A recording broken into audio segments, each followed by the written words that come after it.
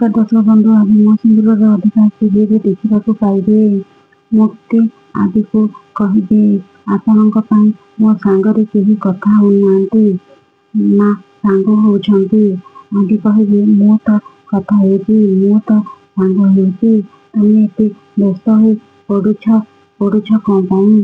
तुम ड्रेस भूली जाइथिल, मते तुमको कथा हेबाकू पड़िबो ना। एही कलर ड्रेस भल लगुची, तमे ए ड्रेसटा पिंधि पक, तापरे मते जाए ड्रेसटा चेंज करी आसिबे।